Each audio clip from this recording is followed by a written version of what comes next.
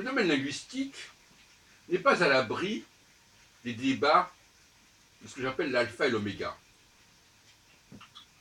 Il y a plusieurs façons de parler des langues. D'une certaine manière, la langue est le dernier rempart du populisme et du nationalisme. La langue serait la propriété du peuple. C'est le peuple qui la fait comme il l'entend. Et donc, toucher à la langue du peuple, c'est un sacrilège de l'aise-peuple.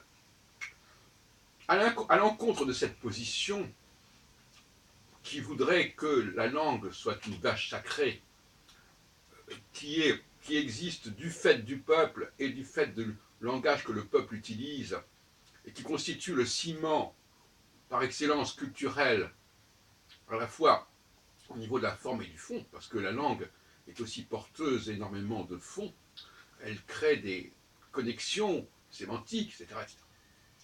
Eh bien, à l'encontre de cette position, il y a la position élitique des linguistes, des réformateurs, qui entendent changer la langue, la réformer, la corriger, en faire un outil parfaitement cohérent et structuré, ce qu'elle n'est pas nécessairement. Et d'une certaine manière, il y a des phénomènes de corruption, il y a des phénomènes d'emprunt, des phénomènes d'endettement, qui font que la langue, souvent, devient hybride, à un point insupportable, au niveau d'une dépendance par rapport à d'autres langues.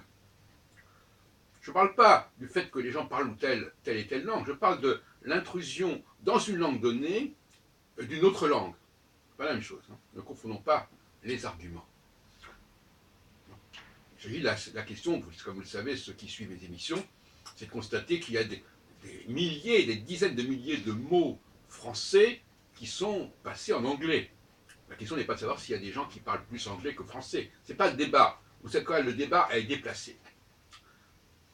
Puis alors, il y a le cas de l'hébreu, qui est une langue sacrée, comme diraient certains, et qui, bien évidemment,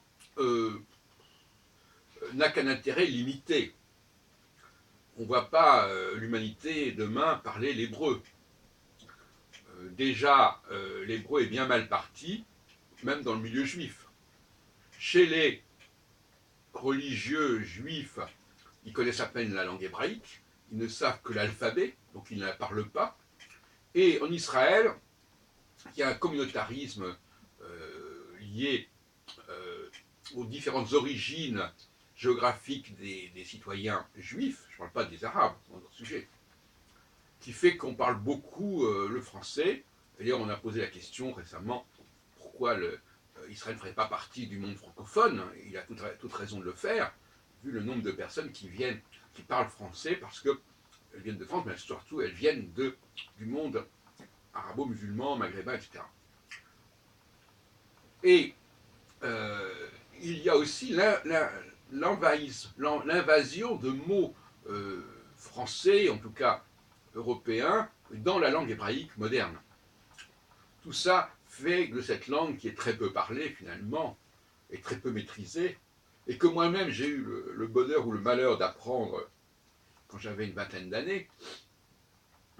Bon, j'aurais peut-être mieux fait d'apprendre une autre langue. Enfin, bon, je trouve qu'en tant que juif, ça paraît assez cohérent, mais on voit bien à quel point c'est une langue qui pèse très peu. Le nombre de mots hébreux qui existent dans les langues européennes est quasiment nul. Le seul domaine où il y a un créneau assez porteur pour l'hébreu, ce sont les prénoms.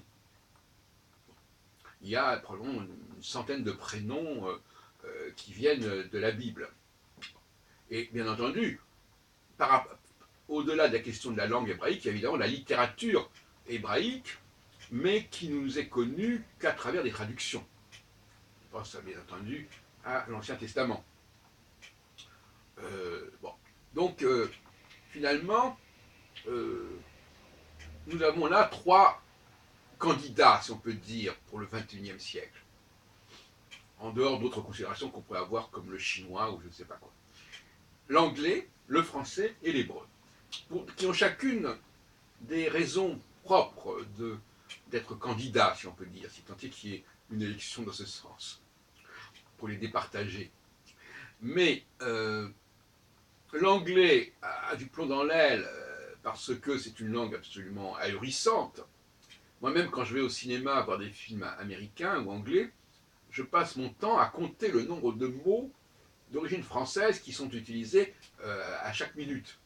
Donc, dans ma tête, tac, tac, tac, tac. On s'aperçoit que si on devait supprimer ces mots, le discours serait complètement inaudible. Bon. Et ça, on va en prendre conscience. On va en prendre conscience, surtout. Et de l'autre côté, bon, l'hébreu est une langue complètement marginalisée sur le plan de la langue. Je rappelle encore une fois, pas du point de vue de la littérature et de son impact dans le monde scripturaire et le monde ce que les Arabes appellent le monde, les religions du livre, kitab. Donc il reste le français. Alors le français qui, au XXe siècle, a eu la cote qui a descendu un petit peu, mais qui reste finalement le meilleur poulain, le meilleur champion. Et je crois qu'il faut absolument, on sait bien d'être candidat pour les Jeux Olympiques à venir, mais il faudrait quand même que la France se débatte un peu mieux à propos de sa langue et qu'elle ne s'en limite pas à la question des pays qui ont des éléments francophones dans leur population, mais qui posent des problèmes concernant les langues qui ont des éléments francophones dans leur population de mots. C'est pas toujours la même chose. Le Brexit d'un côté, le phénomène Trump de l'autre, tend à montrer que c'est le moment de faire cela, puisque nous sommes en délicatesse par rapport au monde anglo-saxon qui nous joue de mauvais tours à tour de rôle. Donc c'est le moment, au niveau de l'Union européenne, d'avancer les pions de la langue française, mais en passant, comme je l'ai dit tout à l'heure, non pas par une vision populiste et populaire de la langue, mais en passant par une vision technologique, technocratique et scientifique de la langue. Et également une vision, je dirais, économique. Parce que les mots, ça se paye. Hein, quand la France produit des centaines de milliers de mots dans le monde entier, qui sont utilisés par toutes sortes de langues, bah, il faudrait quand même qu'il y ait de l'argent qui arrive dans ce sens-là.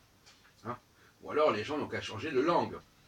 Absolument, il est un fait que c'est pas le pétrole, c'est-à-dire qu'on peut l'emporter, et puis après, bon, ben, si on ne veut plus en payer, on ne paye plus. Mais là, ce sont des choses qui ont été acquises et qui ont été en quelque sorte louées, si on peut dire. Elles ont appelé une location. Et si cette location perdure, eh bien, il est normal que le bail ne soit pas éternel et qu'à un moment donné, le propriétaire de ces mots, qui en est la source, demande un loyer. Et c'est le loyer des mots français qui, à mon avis, doit constituer un nouveau fer de lance de l'économie européenne et en tout cas de l'économie française. Voilà. Donc la guerre des langues est déclarée. Elle a été déclarée par le Brexit implicitement et par Trump. Et il s'agirait quand même de leur rappeler un certain nombre de réalités.